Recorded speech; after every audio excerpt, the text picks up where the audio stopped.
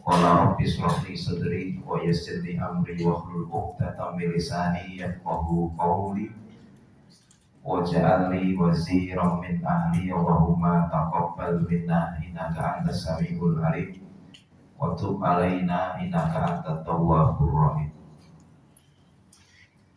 Alhamdulillah, Bapak Ibu, adik-adik ma'asyiral muslimin wal muslimat, a'azzakumullah. Kita panjatkan dahulu puji dan syukur kehadirat Allah Subhanahu wa taala. Pada pagi menjelang siang hari ini kita diberikan oleh Allah kesempatan, dimudahkan untuk menambah amal kebaikan dengan menghadiri majelis taklim pada pagi hari ini. Ya, mudah-mudahan semuanya yang hadir kondisinya sehat walafiat. Sehat badannya, sehat jiwanya, sehat kantongnya. Sehat kantongnya sehat.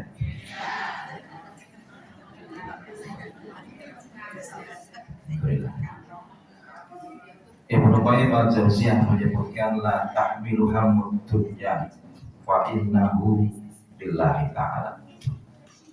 Jangan kita pusingkan kita dengan urusan dunia, karena dunia itu milik Allah Subhanahu wa ta'ala. Wa la tahmil hammur rizqi fa innahu minallah. Jangan kita pusing ngurusi urusan rezeki, karena sebab datangnya rezeki ya dari Allah. Wala tahmil hamul mustaqbal fa innahu biyadillah. Jangan kita pusingkan diri kita dengan urusan masa depan, karena masa depan ada di tangan Allah. Dunianya milik Allah, rezekinya dari Allah, masa depan di tangan Allah. Berarti apa yang harus kita fokuskan, Bapak Ibu semua? Faqatih min hamman wahidan. Pikirkan dan fokuskan terhadap satu saja. Kaifa turdi Allah, bagaimana supaya Allah ridho dengan kita. Kalau Allah sudah ridho dengan kita, ya mudah semua. Baik, ikhwati fillah, Bapak Ibu, jadi ma'asyiral muslimin wal muslimat, asyhadakumullah. Kita bahas tema pada pagi hari ini, 3 benteng menjaga iman. Bahwa satu aksar dari para salaf menyebutkan al-mu'min baina khamsi sajaid. Seorang mukmin itu selalu berada di antara 5 kesulitan. Hidup kita ini kalau sudah menjadi seorang mukmin, ya siap-siap untuk memiliki banyak musuh. Satu, al-mu'min yahsuduhu. Kita ini punya musuh. Orang mukmin sendiri, saudara kita, tetapi dia iri kepada kita, ya, iri kepada kita. Tidak kita pungkiri bahwa ada teman kita yang terkadang hasut kepada diri kita, iri sama kita. Kalau kita sampai ada orang iri, berarti ada yang kita punya, mereka tidak. Ya, ada yang kita bisa, mereka tidak bisa. Maka di surat An-Nisa ayat 54 Allah berfirman, am yahsaduna an-nasa 'ala ma atahumullahu min fadlihi.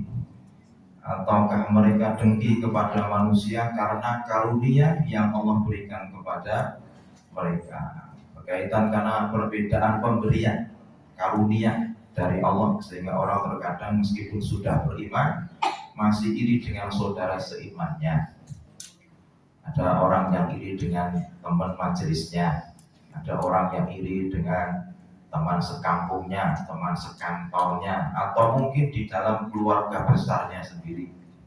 Satrah baik, ora yo jek nganggo iri, ya mergo perbedaan karunia dari Allah. Kono sugih kene larang. Sing iri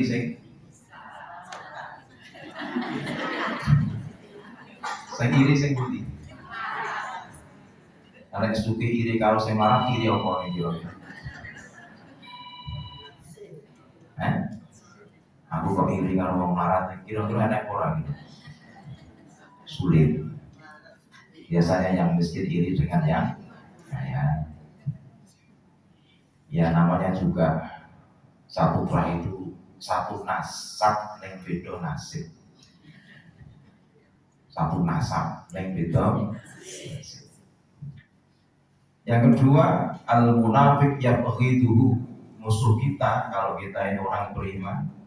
Ya musuh kita itu orang munafik yang sangat membenci kita. Surat Ali Imran ayat 118, waddu ma'anittu, mereka menyukai apa yang menyusahkan kita. Ikhwati billah rasyadakumullah, bahwa orang munafik itu dijelaskan oleh Allah, mereka itu tidak henti-hentinya la ya'lunakum khabala waddu ma'anittu, tidak henti-hentinya orang munafik itu memberikan kita masalah madharat, dan mereka menyukai apa yang menyusahkan kita. Kalau kita susah mereka senang, tapi kalau kita senang mereka susah. Surat Ali Imran ayat 120.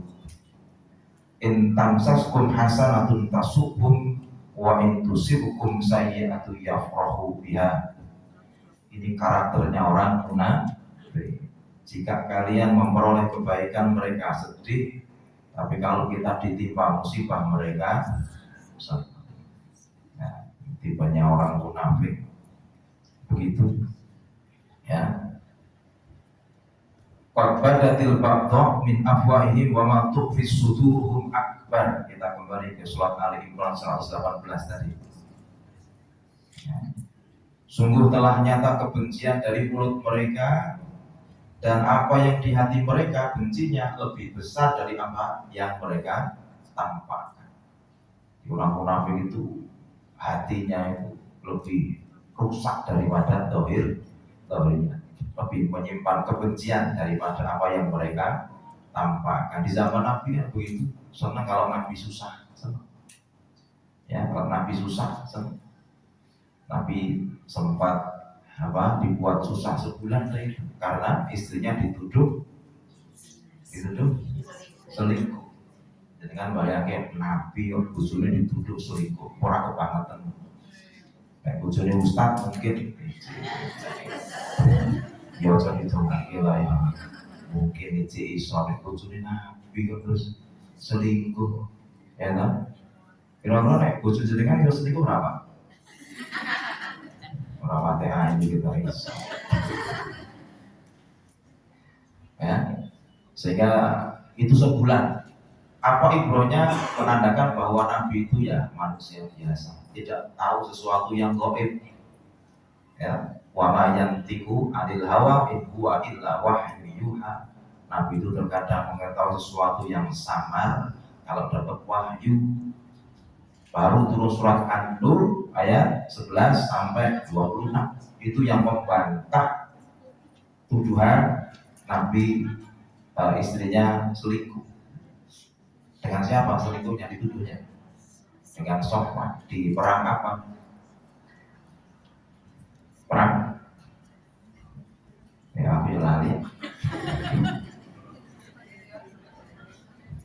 Perang Bani Mustalik ya. Perang Bani Mustalik. Nabi memerangi Bani Mustalik yang menang, terus pulang ke Madinah.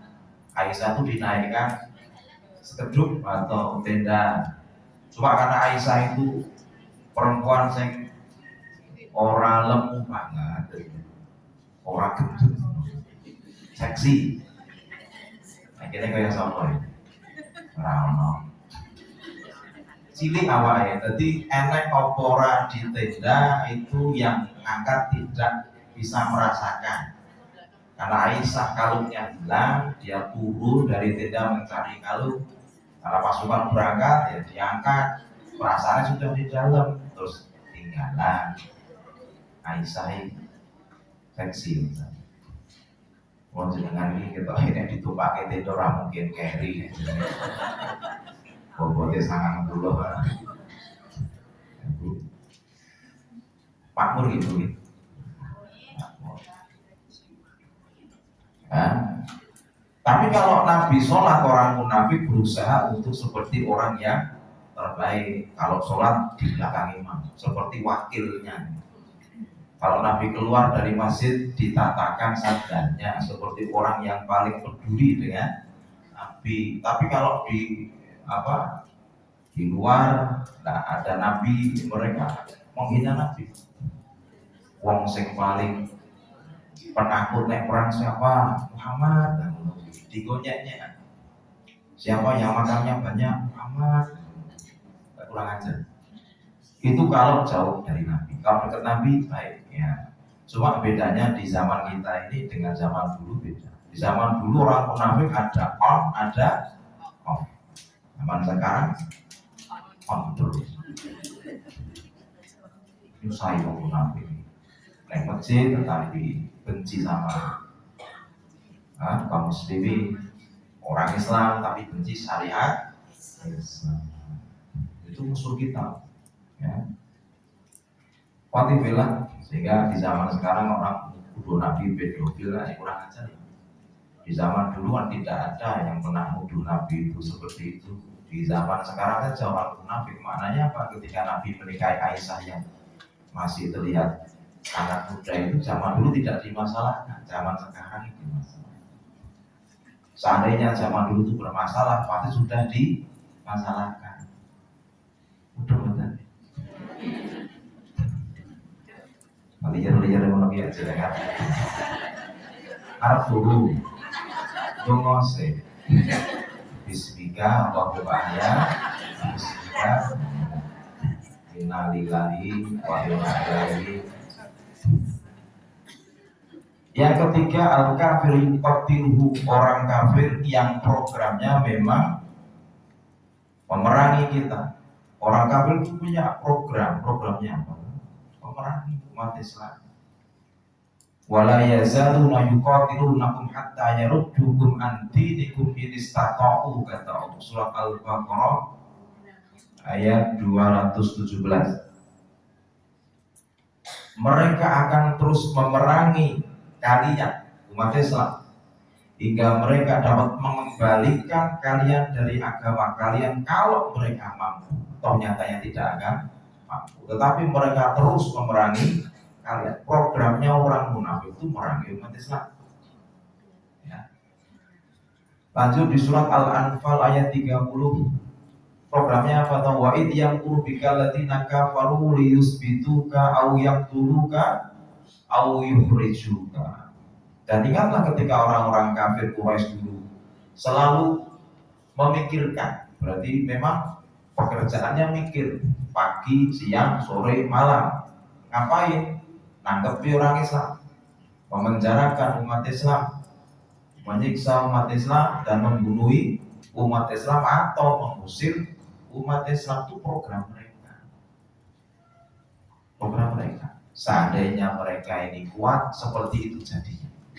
Jadi karena di tempat kita tidak, ya mereka terlihat baik-baik saja. Agama yang rahmatan lil alam itu ya Islam. Kalau mayoritas Islam, maka agama lain pemeluknya aman. Tapi kalau umat Islam di situ minoritas, pasti tertulis. Gimana? Tapi kita ingat mereka tuh selalu berusaha memikir untuk memerangi kita terus. Maka kalimatnya Allah surat At-Taubah ayat 36, wa qatilul musyrikina kafah kama yuqatilunakum kafah. Perangilah orang-orang kafir musyrik itu ya dengan totalitas, tenanan, sebagaimana mereka juga memerangi kita itu ya tenanan. Kalau ini merangnya awal dia tenanan. Aku ada sih diperangi model ngantuan ini. Ya Allah ya Rabbi. Ibu. Yang keempat, musuh kita an-nafsu tunazi'uhu, nafsu yang selalu menarik kita kepada kejahatan. Nafsu itu selalu membisikkan kita keburukan. Surat Yusuf ayat 53. Innan nafsa la'ammarotum bisu' ila ma rahima rabbi. Sesungguhnya nafsu itu benar-benar ya menyuruh. Kalau menyuruhnya kejahatan, Kalau kita mau berbuat baik, ditarik supaya tidak jadi berbuat baik. Maka tunaziuhu, nafsu itu tidak berhenti narik terus. Kalau kita sedekah, dia narik ini sedekah sama orang. Barang harganya oke, ditarik, sidik lain. Kayak sopo, madem pulang nih, orang situ. Kabeh nolong ora kabeh jalur susuk. Dan orang kalau mau tahajud ditarik apa? Ya, nanti saja. Paten yang orang berarti 14, jadi tidak nafsu. Ya kan? Pengajian ditarik, merem saja.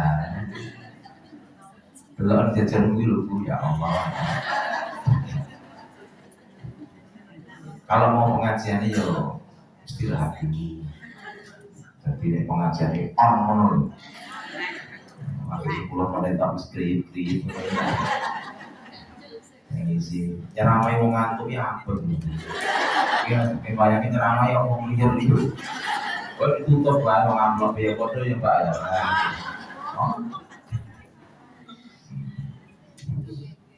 Kalau disuruh pakai jilbab belum siap. Tapi nek kon utuh siap. Nek ada mikir sebagai orang normal itu malah siap. Anggo jilbab ora siap.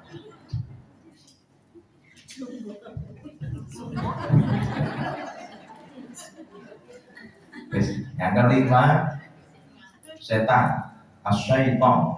Setan yang yudilluhu, menyesatkan musuh kita itu. Yang kelima adalah setan. Surat An-Nisa ayat 119 bagian tengah, wala ubilan nahu wala umandiyan nahu. Tugasnya setan, sungguh aku akan sesatkan mereka dan aku akan bangkitkan angan-angan kosong kepada mereka. Tugasnya setan itu dua, menyesatkan dan memberikan angan-angan, namanya tamanni. Ini gejala orang bodoh, berangan-angan kepada rahmatnya Allah. Maka kalau kita belajar Asmaul Husna di surat Al-Fatihah sudah diringkas dari Ar-Rahman, Ar-Rahim, kemudian Maliki Yaumiddin. Ar-Rahman, Ar-Rahim itu menunjukkan sifat Allah Al-Jamal. Al-Jamal atau Jamilah, yang indah-indah. Nama-nama Allah yang baik, yang maha lembut, maha pengasih, maha pengampun, itu Al-Jamal. Sedangkan Malik Yaumiddin Allah tunjukkan Al-Jalal. Al-Jalal, maha besarnya Allah itu. Kalau sudah menghukum manusia, tidak ada yang hukumannya melebihi ketika Allah menghukum hambanya. Maka Allah buatkan neraka supaya orang tidak salah mensifati Allah. Allah itu ya maha pengampun, iya, penyayang, iya. Tapi kalau kita kok sampai kafir, kalau disiksa terus selama-lamanya disiksa, mati, urip ki meneh. Sangat orang gitu. Di dunia ini kalau orang disiksa mati wis. Nah, di neraka tidak bisa. Itu kita harus berhati-hati bahwa Allah itu punya sifat marah, syadidul iqab, adzabun adzim, al-aziz, al-azim. Lah orang-orang bodoh itu diam-diam setan. Pokoknya nak harus KTP Islam itu surga. Kan mesti Islam. Ya belum surga, nek mati Islam. Masalah ini sobat mati Islam orang daerah istiqomah. Kan bahaya begitu ya. Sekarang Islam lepas matinya itu loh, nanti urutan atau tidak ada yang kita ngaji seperti ini supaya kan istiqomah. Gimana? Istiqomah apa nih? Ngaku ayo ngaji nang ngantuk istiqomah nek ndi-ndi yo kuwi wae sing ngantuk mata. Oh yo padha. Ndi-ndi ono. Oh, terus. Istiqomah dalam pengajian. Yes. Orang tahu ning masjid, orang tahu sholat, tapi dirinya tenang-tenang, yaitu bagian dari tipu daya syaitan. Maka ikhwati billah, sehingga apa saya sampaikan tadi, kalau kita orang beriman musuhnya 5.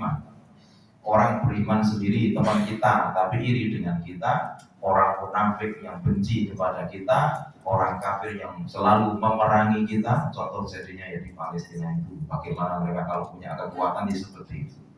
Yang keempat adalah nafsu yang selalu menyuruh kita berbuat jahat. Kalau kita berbuat baik ditarik supaya tidak jadi.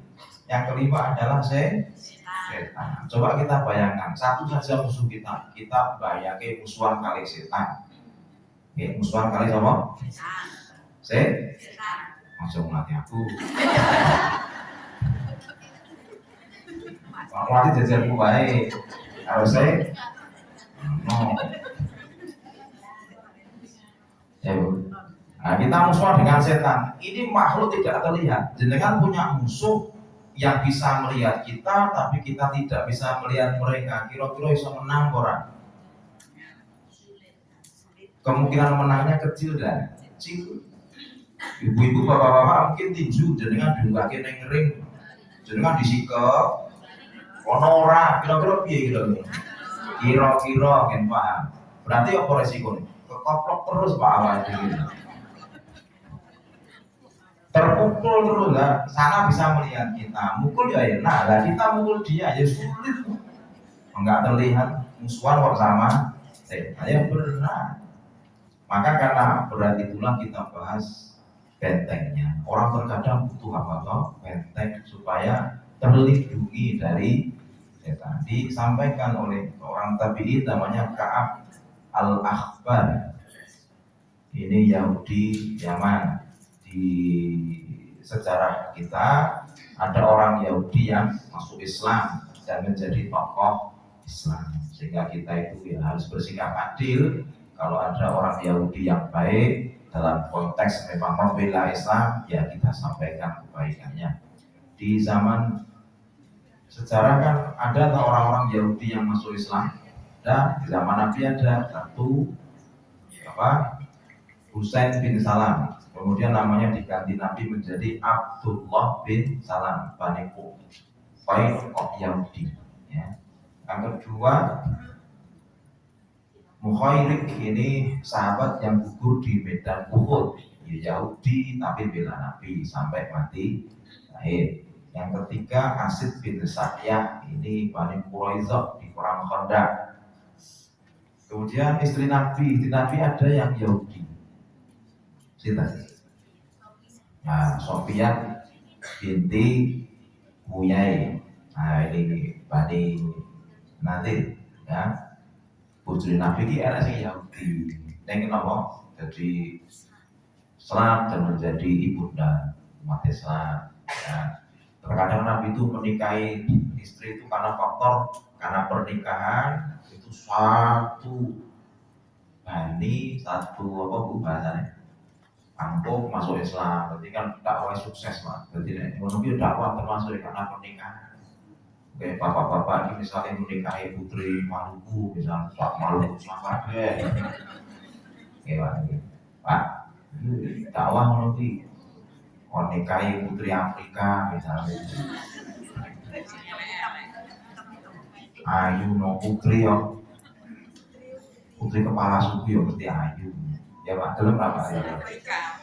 Ya Afrika yang aku kok bisa Afrika mau bisa. Istiqorose, rasito, lahir remok lah. Berarti bilang, yang kelima yang mau kita ceritakan namanya Ka'ab al-Akhbar. Ini Yahudi Yaman. Apa kata beliau? Al-husulu lil mu'minina minasyaiton talat. Benteng untuk menghadapi setan itu ada 3. Karena kita berhadapan dengan musuh yang tidak terlihat, maka kadang butuh tempat untuk mengamankan diri, namanya benteng. Itu kalau orang masuk kan aman tuh. Tidak harus perang tuh, tidak harus menghadapi tuh, karena ada benteng. Benteng yang pertama adalah masjid al-masjid. Masjid itu benteng jamaah, benteng komunitas yang membentengi banyak umat Islam. Orang kalau sudah masuk masjid mesti sulit digoda setan. Teng masjid arep maksiat apa? Arep mentem ning masjid angel arep main judi ning masjid ya angel ya toh. Dosa apa sing iso dilakoni ning masjid? Nek selingkuh ning masjid ya angel. Tapi nek ngrasani ustaz ning masjid ora setan iki hawa nafsu iki. Ya, nah, orang kalau sudah masuk masjid berarti kan aman, maka sering-sering masuk masjid kan begitu. Sehingga namanya benteng itu untuk mempertahankan diri. Kita masuk ke benteng nggak perlu perang kalau kita bisa istirahat. Setan itu kalau masjid azan lari tidak? Lari. Berarti setan itu kan lemah itu. Dengan suara azan aja takut. Kemana larinya? Kono andan, sakit loh setannya. Aku mikir sama tadi, jangan tahu mikir sama tadi. Agar aku mikir setannya yang gede gitu. Andan, neng di lagu itu. Nah, yang kedap suara mana? Berarti kan lemah dia. Nah, karena kita kadang sering lihat film horor, seakan-akan setan itu sakti lah itu merusak akidah. Sehingga anak-anak kita takut dengan setan. Kalau hadisnya kan jelas kalau ada azan setan itu lari, diazani takut. Maka nasihat dari Sa'id bin Jubair, orang Sa'id Musta'id, Sa'id bin Jubair, kalau ketemu setan kok dia menampakkan diri ada takbir, rasa mencoyak kursi ora pate apal ya.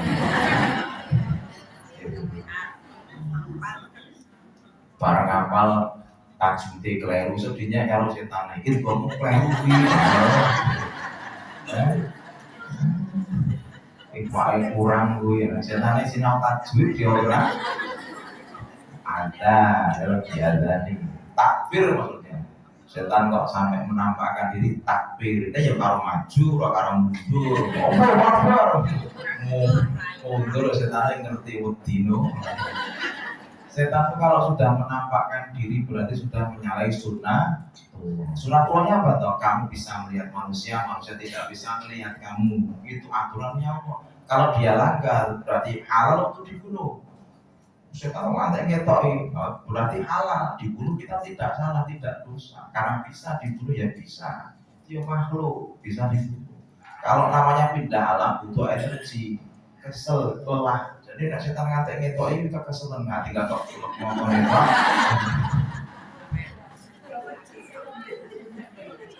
Terus ngomongin juga curang matanya. Iya, ya betul. Nah makanya spontan itu kan kayak orang perang. Ini musuh masalahnya.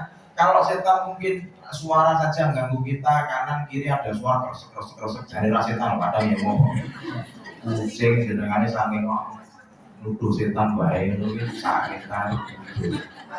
Tapi kalau iya misalnya suara pintu sendiri nutup sendiri bilang ya ganggu, tidak usah takut ya udah orang kita biarkan. Kecuali kalau sudah di depan ujung. Nah kalau kita mundur berarti akidah kita yang cacat.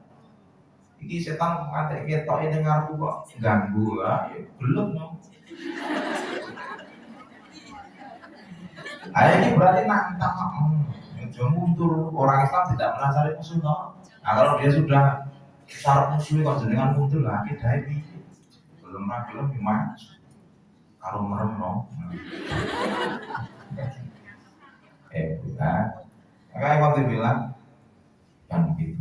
Sehingga setan itu lemah seperti dalam hadis Nabi kan disebutkan setan tidak bisa membuka tutup pintu tutup minum kalau ditutup dengan bis. Nah, kalau cacili menang cacili buka tutup bisa. Setan nggak bisa karena ditutup dengan bis. Supaya kita tidak keliru dengan dia tuh visi tok. Orang bayang songit tuh, wah, ngomong iso mesti bersolat teko terus deh. Yang ngarang masjid, ayo masuk ini, kan tidak. Maka waktu bilang, maka masjid ini benteng. Nabi bersabda, "Ma min talatin fi qaryatin wala badin." Tidaklah ada 3 orang yang berada di suatu kampung atau pedalaman, la tuqamu fihi musholah illa qad istahwadha alaihim syaitan. Kalau 3 orang ini tadi tidak sholat di masjid, maka satu kampung dikuasai oleh setan. Karena ini bentengnya. Namanya benteng itu untuk mempertahankan wilayah, betul. Sehingga harus ada orangnya minimal berapa? 3. Nek wong telu ki mau ora gelem ning masjid sholat, ya sudah satu kampung ini diraya setan. Ya toh, berarti kita di masjid berarti termasuk kan menyelamatkan orang kampung toh. Jadi kan termasuk pahlawan bagi orang kampung maksudnya. Karena kita di masjid berjamaah, sholat berjamaah, ngaji di masjid, ya kampung kita aman. Ya toh, kita termasuk pahlawan. Ya sekarang kita modelnya pahlawan nih. Kantuan ini kita pahlawan. Ini kan pahlawan itu. Ya toh. Sehingga ciri masyarakat yang kuat itu ya banyak masjidnya, banyak jamaahnya, kata Ibu Qayyim. Kalau ngerti masyarakat kuat tidak, ya banyak gak bentengnya. Tetapi benteng itu harus sejalan dengan banyak jamaahnya, banyak masjidnya, banyak jamaahnya. Ini berarti kuat kampungnya. Tapi deh masjidnya banyak, jamaah kok sidik, ini berarti takmire padu. Podo-podo takmire padu lah cocok kayak masjid. Padu meneh kayak masjid meneh. Ngono ku yang RT masjid 4, 5, 6. Iki mesti padu takmir. Nah cocok kayak masjid meneh. Wong sak kampung berpetang puluh kakak masjid 5.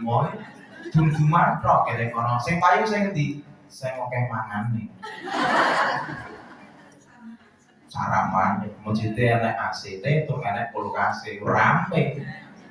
Ya, berarti memang boleh pangan. Betul?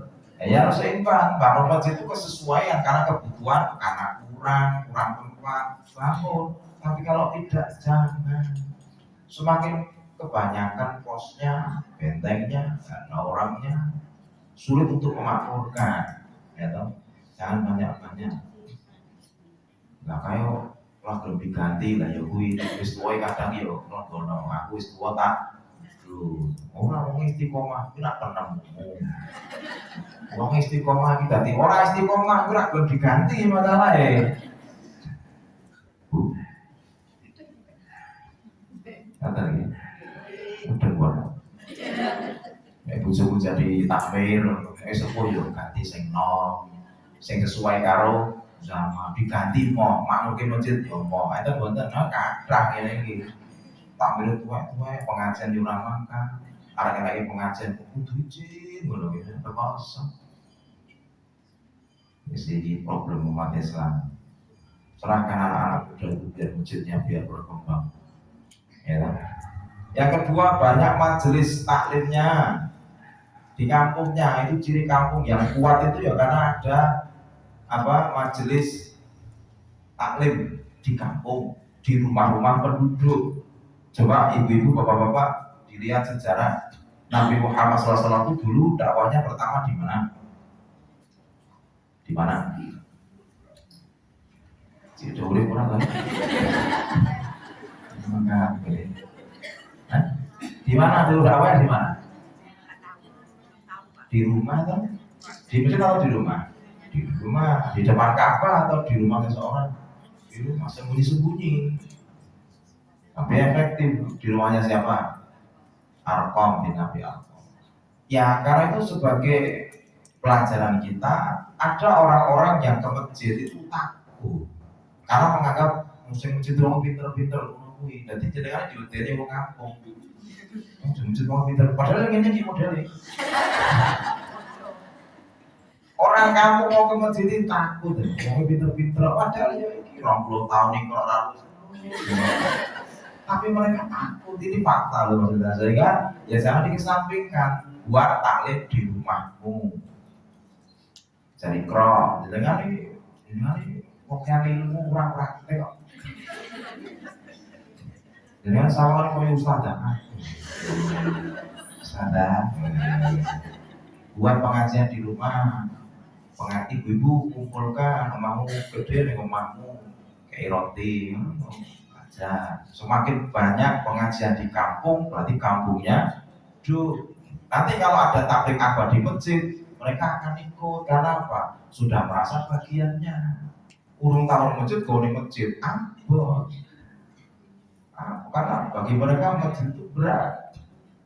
Mulai kadang dihampiri, yuk ngaji dihampiri, tunggoni, dijak, kadang itu seperti, waduh bang pinter-pinter, orang yo. Wongnya segini, kita ini tulis tapi tekan rumah tartane dijual. Bayar lucu ya nanti lah. Yang kayak kita misalnya ini ya punya ke materi mau ditulis ya itu. Lama tutup. Bukanya kapan? Minggu depan. Buka kok. Murojaah ya orang tahu. Seperti ini kita kayak ngaji. Memang bedanya murid itu ya memang tulis macam. Ya termasuknya baik. Yo, lupa boleh supaya orang ngantuk ya. Aku paham. Tapi itu yang dipraktekin dengan nulis. Inputnya banyak, tidak ada outputnya. Susik ini melumat. Wong pulaan atau dibeli jenenge lho. Orang ngaji lele ngaji orang tahu pulang. Kok pelak dhewe. Lho minimal ya karo anakmu, bojomu diajari mas aku bare untuk pengajian itu tak ajari. Sing ojo matu karo bojo. Ngajari bojo malah mari. Iki kok diguna ngerti ora? Ya. Ada setiap levelnya, anak-anak ada TPA-nya, remaja ada pengajian remajanya. Apa kita tidak evaluasi? Kenapa yang pengajian ke modelnya kok ya mantan-mantan remaja-remaji? Tapi tidak ada yang betul-betul remaja-remaji di perkuliahan nopo. Ya karena tidak sesuai dengan materinya. Materi pengajian umum misalnya berumum terus. Bapak-bapak, ibu-ibu, campur anak-anak remaja. Ustadz sing isi yo, saya umum materi sing iso kena kabeh. Nah misalnya untuk pengajian remaja tok ya materi komatudin kan benar. Perjuangan ngono Pak. Lagi wong tua tuh jauh berjuang.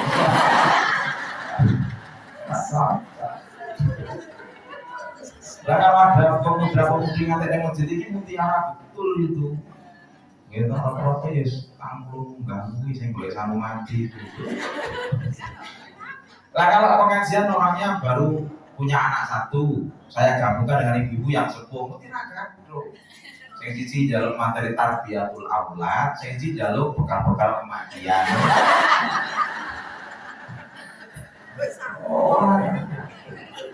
Maka ya harus ada pengajian khususnya, khusus bapak-bapak. Saya akan hormat kalau ada pengajian khusus bapak-bapak, gitu. Karena ini sesuatu yang langka.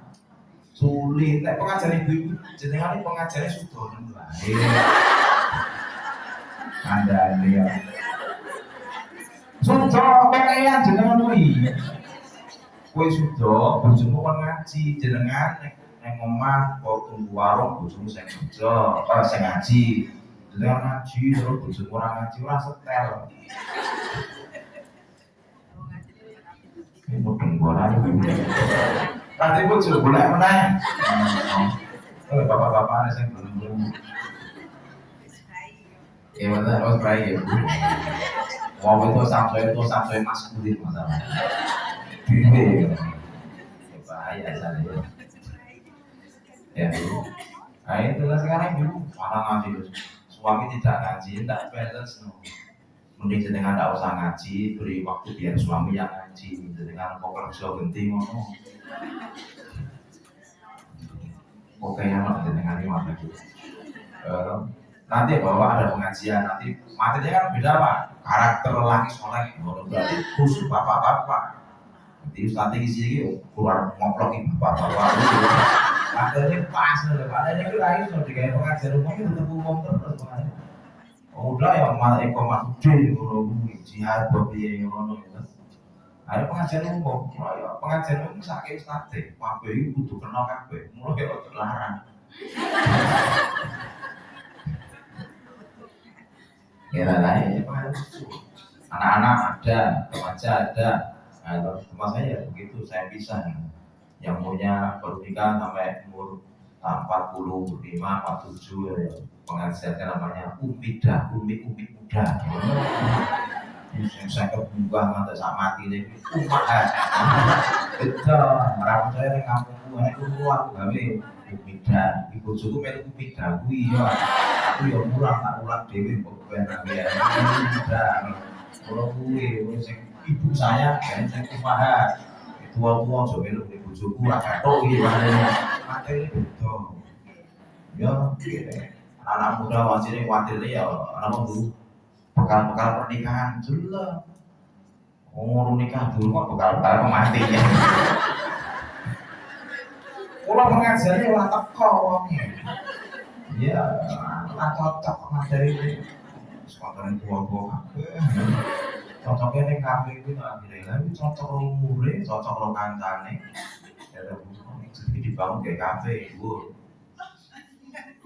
Ya tak tuangin tok aku ya bantu gak iso. Bu, tukang kalau kami buku. Ini kebangan kabeh.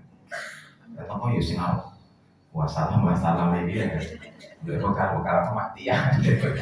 Membentengi menunggu lagi berjuang agama itu di tangan pemuda-pemudinya, bukan di tangan kita yang sepuh.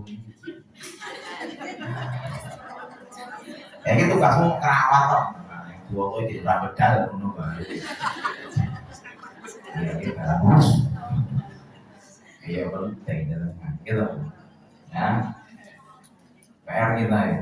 Maka kalau ini termasuk benteng kita, orang kalau sudah masuk ke sini pasti aman. Maka sering-sering masuk masjid. Kalau masuk masjid ya pakainya yang terbaik.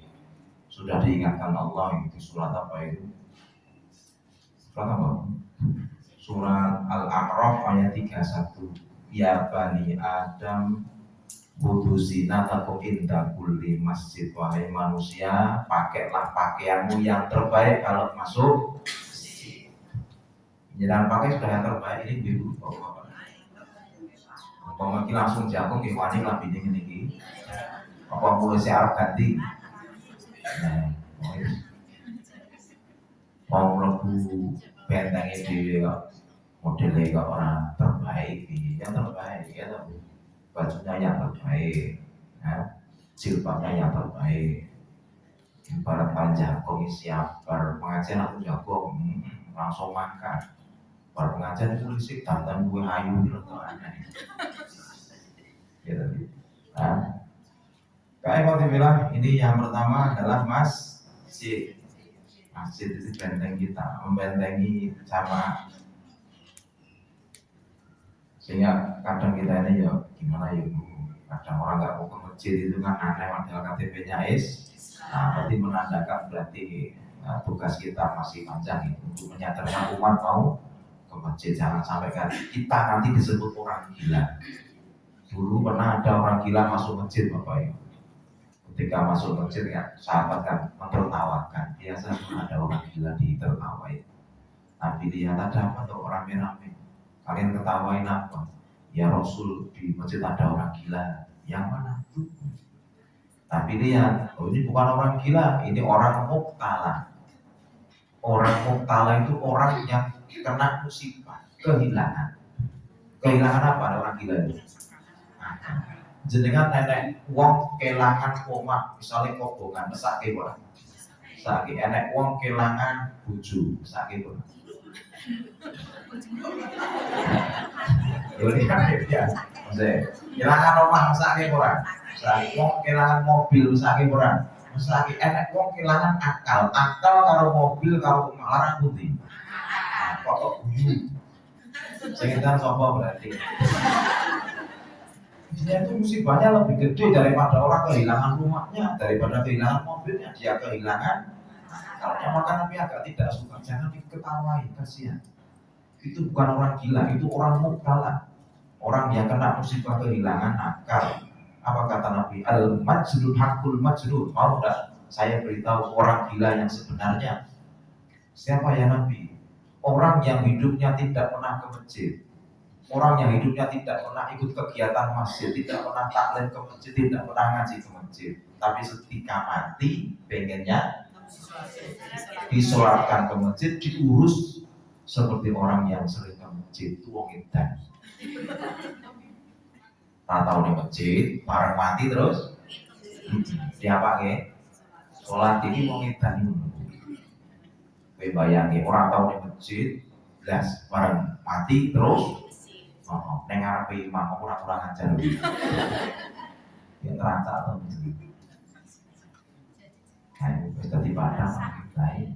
Terus berharap bisa masuk surga dengan hanya disolatkan oleh orang-orang masjid atau mungkin dinajikan biar masuk surga.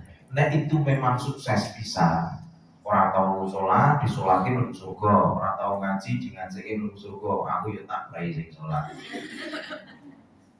Ya tapi nak kono orang sholat orang ngaji disolatin ngajiin lebih suwarga. Nih mau seneng wah diri kira kosong. Oke mungkin. Yang kedua bentengnya adalah zikrullah, zikir. Kalau kita melihat kita tidak ke masjid terus atau di masjid terus, pasti keluar dari masjid. Kita butuh yang namanya benteng personal pribadi, namanya zikrullah, zikir. Kenapa orang itu sampai bermaksiat? Ya karena lupa berzikir. Karena dia lupa zikir akhirnya maksiat. Coba kalau dia ingat Allah tidak jadi maksiat. Kenapa orang bermaksiat? Lupa dari zikir, lupa dari Allah. Ya toh? Coba nek wong kelingan Allah mesti ra sida. Arep maling, auzubillahi minasyaitonir rajim. Ora sida maling. Arep zina, Allahumma laka sumtu. Ora sida.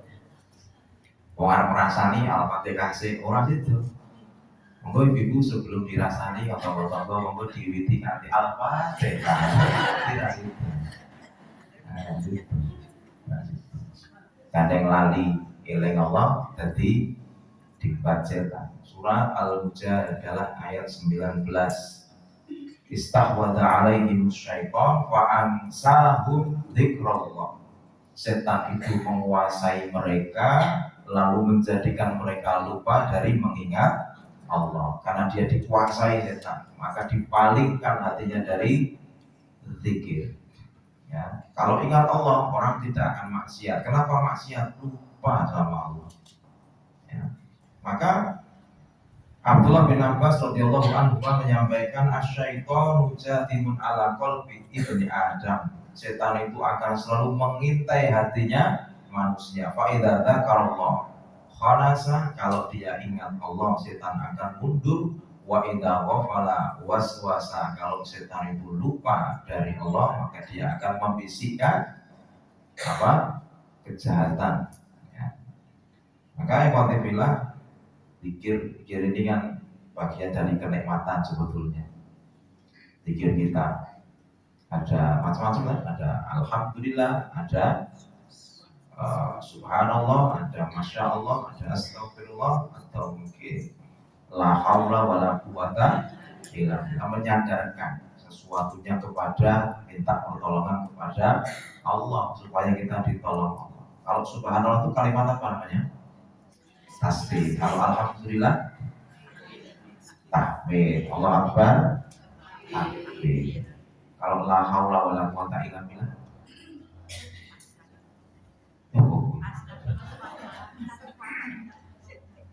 ayo minta kuat jenenge opo. Ora tau TPA lah. Takbir alhamdulillah, tahmid takbir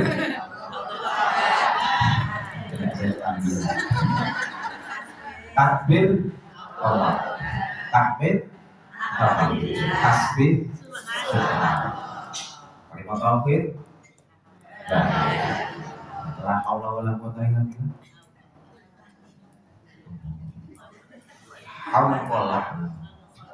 Hauqallah ya Allah, masalah TPA hauqallah, la haula wala quwata illa billah.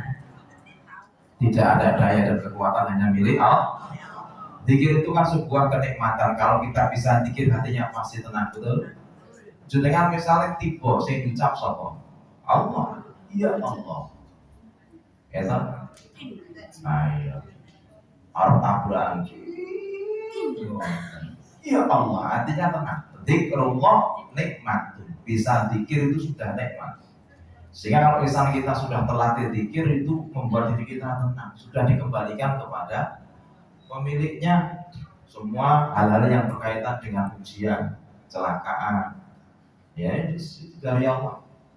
Zikrullah nikmat. Bisa zikir sudah nikmat. Tidak, ya Allah, tenang. Kata mungkin loh, tidak, Prabowo. Ayo rapena. Rapena tahu nyeluk jenenge bojone. Tidak, Sri.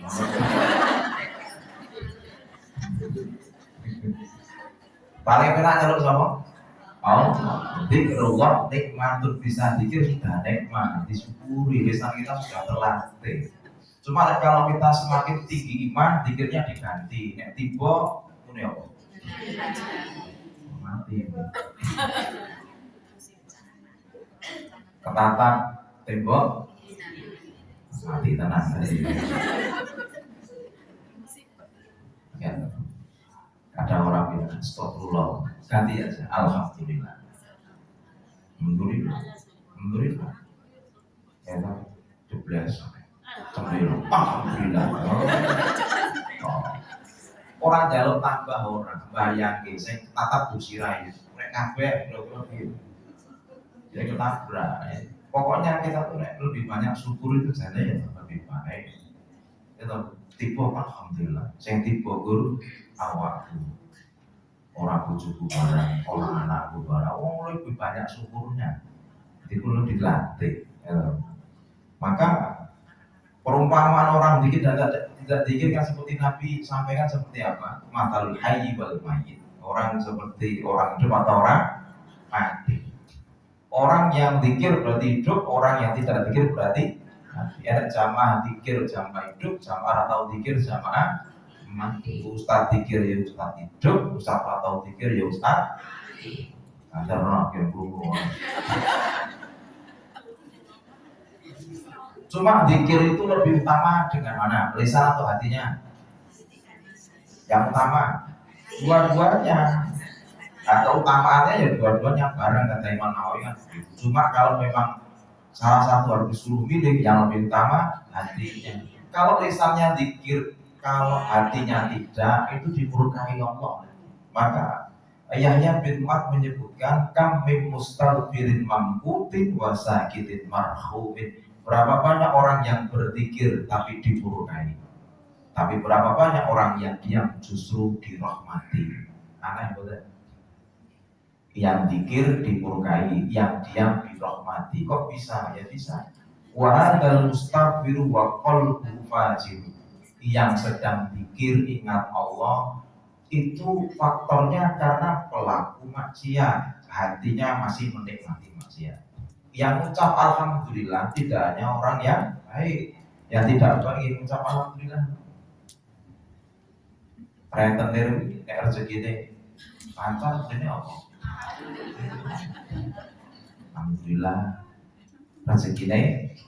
Nah, saya main judi ini menang gede. Alhamdulillah. So ngira mulai ibu sendiri. Nanti tau mas, orang mulai neng pos rondo deh. Judi ya gue. Oh, astagfirullah. Neng aku menang loh deh. Alhamdulillah. Sedekah kilo 0,5% ya mas. Tapi duitnya orang umat gede. Judi gue sedekah. Duitnya ini bingung. Duit apa lagi ya Allah. Nah iya.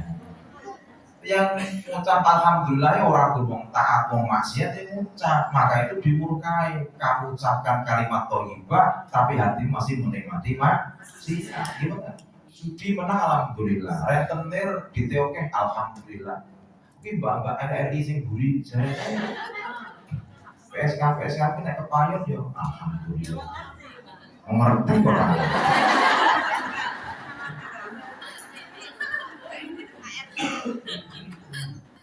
Oke, Bang. Alhamdulillah wis ping 5 malah. Sampai keselam. Kayak ora Orangnya berzikir tapi hatinya masih menikmati maksiat. Ya toh? Koruptor tuh merasa duitnya akan halal sehingga ya sampai ya alhamdulillah. Sehingga diucapkan semakin Allah benci itu kalimat thayyibah diucap para pelaku maksiat, maka dimurkai. Sebaliknya ada orang diam justru dirahmati. Kok bisa? Yo, kita yang menang, yang asli dulu. Enggak, aslinya diem tapi dikir. Contoh Hasan Al Basri itu baru diem dia baru diem. Qadarullah muridnya ngasih segelas air putih ya. Nah, ini segelas, 3 gelas isinya air putih. Karena pas dikasih air putih itu dia pingsan. Muridnya bingung, ini kenapa saya ini kok malah pingsan? Setelah siman ditanya, ya kenapa Hasan Al Basri kok kamu kok sampai pingsan? Tadi baru pikir, diam tapi lah ya kenapa kok saya beri air minum kok pingsan? Ingat ayat Allah surat Al-A'raf ayat 50 ya, wa nada ashabun nari ashabul jannah an afidu alaina minal ma. Ada ceritanya penduduk neraka itu besok minta air putih. Kalau lagi DWE dikir mikir ke ayat itu mau dikir tamu putih kan cocok geblak. Ojo susumin aku itu mampu dikir tamu putih semampu. Hasan Al Basri dan semampu merwanyel mas. Atau hitam putih no. Mana nih kira-kira tuh hitam teh aku atau ingat ayat semampu ya, karena ayatnya kok pas dengan dia sedang dikir tadi, dia sedang dikir penduduk neraka, dia dikasih air putih mampu geblak. Itu namanya orang kita diam tapi dikir. Pokoknya dikir tuh penting bagi kita, ini benteng masalahnya. Maka ibu-ibu terkadang tidak usah kita meminta ampunan kepada Allah dulu kalau istighfarnya keliru. Maka al istighfar yahtaju ilal istighfar. Istighfar itu kadang masih butuh diistighfari lagi. Yang diistighfari bukan dosanya, tapi istighfarnya. Istighfarnya tidak ikhlas. Ibu kayaknya tok basulan stop biar ya. Stop, tangan bayar ya. Oke. Stop, mulai ibu semua. Istighfari. Bukan dosanya, istighfarnya itu pamer. Komponen bisa nganggo tasbih, orang nganggo penitan, gaya ini. Nabi ini contoh tangan ini kena digowo, kayak tasbih so nganggo kiri tuh. Nah ya ini nganggo tangan ini benar. Bukannya tidak boleh, cuma khawatirnya bergantung dengan alat. Nek tak pakai itu perasaannya orang marem, kok. Nek nganggo ini kira marem, makin kok gawe nopo tasbih, kelompok dilonceng. Telu, dua nomor.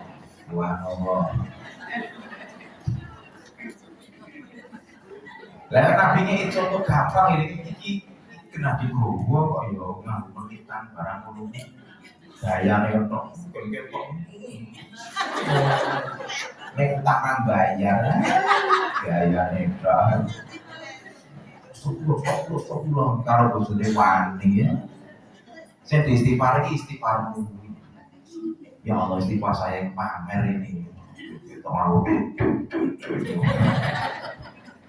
istighfar gini tutupi lagi gitu yang menang istighfar gitu ibadah disembunyikan ya nah ya kayak jenengan itu rakit tahajud rakit ya memang orang. Yang terakhir adalah masjid, sudah zikir, sudah 3 Al-Quran. Al-Quran itu benteng kita kan tidak selalu di masjid, tidak selalu keluar. Pastikan pulang toh. Pulang benteng kita adalah Al-Quran. Apa kata Nabi Muhammad SAW? Ya, bahwa ketika Nabi bersabda lantas sya'alu buyutakum maqabir, janganlah kamu jadikan rumahmu seperti kuburan. Kok kuburan? Karena tidak pakai baca Quran. Jadi nek omah isine kok Mexico, kulkas, AC, atau Bu, apalagi TV, 100 in, tapi nek niku orang maca Quran itu kuburan itu ya mau bentuknya mau kuburan VIP, yang hasilnya kuburan, ya. Maka inna syaiton yang firu minal bait alladhi tuqra'u fihi suratul Baqarah. Setan itu akan lari dari rumah kalian kalau di rumah kalian dibacakan surat Al-Baqarah, kan begitu. Jadi rumah kita itu ya dipakai untuk sholat, dipakai untuk baca Quran, dipakai untuk pengajian, itu benteng kita supaya setan menjauh dari rumah kita, termasuk penghuninya. Orangnya harus baca Quran, harus belajar Quran, harus tadabbur Quran. Karena al-jahilu bil Quran, karena arwahum qabla mautihim maut. Orang kalau tidak mengerti Quran itu seperti nyawanya sudah hilang sebelum dia mati. Ya. Wa kana ajsamuhum qabla kuburi, dan badannya itu hanya menjadi kuburan sebelum dia dikuburkan. Itu namanya mayat hidup. Wong ora maca Quran iki mayit hidup. Nek bojo jenengan nek ora maca Quran, berarti jenengan iki berwong dikelon iki jing. Ya Bu, suaminya diajak ngaji itu dulu ini ya seimbang. Ibunya sendiri, bapak-bapaknya duduk. Oke, saya ngerondol.